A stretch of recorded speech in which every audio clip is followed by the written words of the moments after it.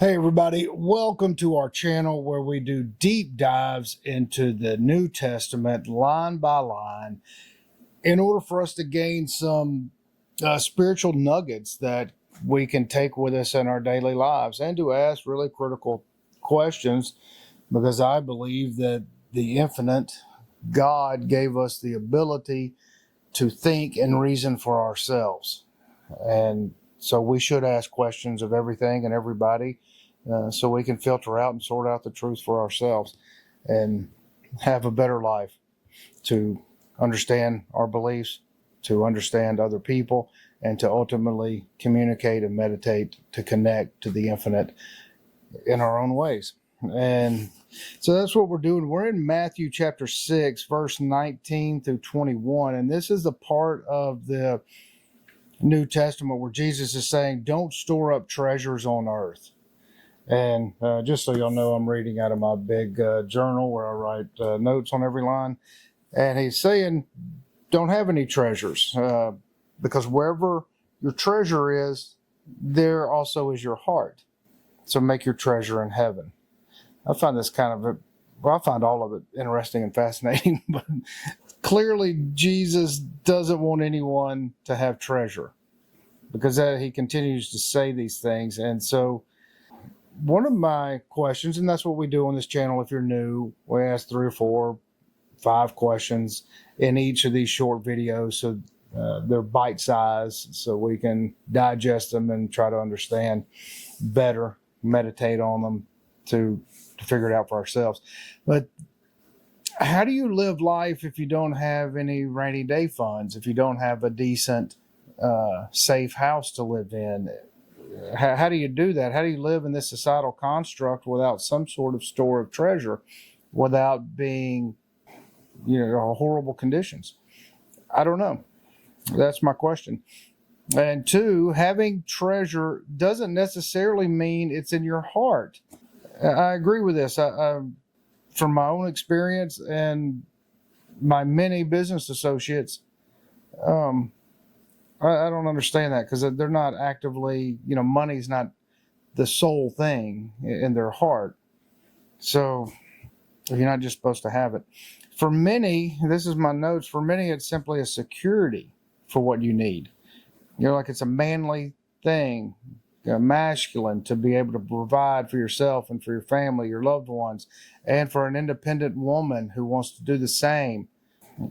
I don't know. I'm at a loss for this. And then I'm really more disturbed by the scribes who wrote this. What are they wanting?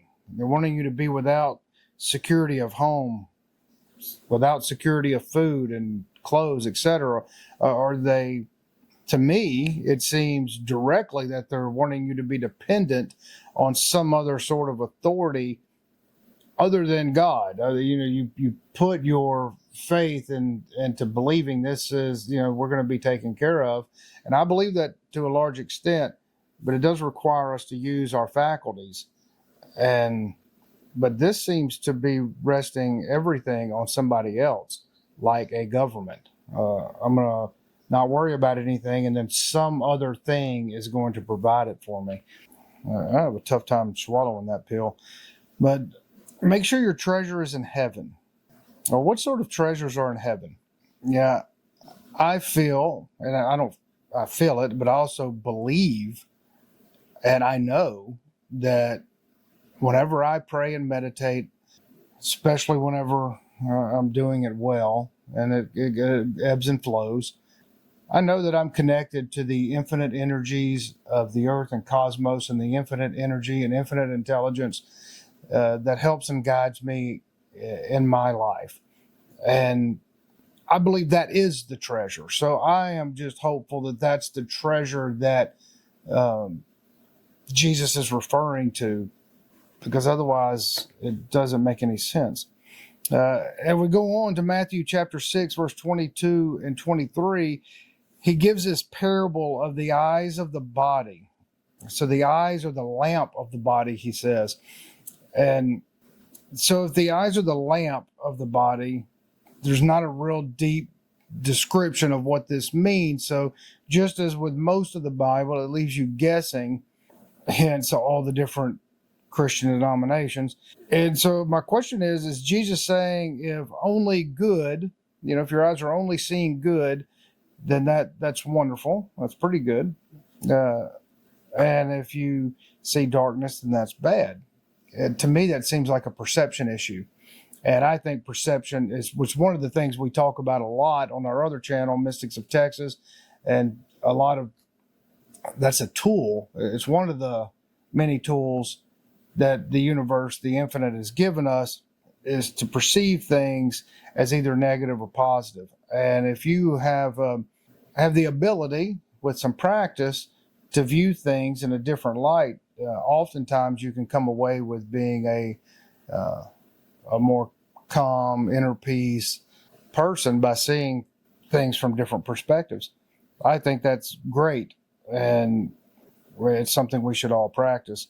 So those were the couple of questions for today, and I hope that you gain something from that. And if you find knowing and understanding the Bible and the New Testament going line by line, then thank you for joining us. And I hope that you join us on the next one, because we're continuing to go into Jesus and his talk about what we need and what we don't need.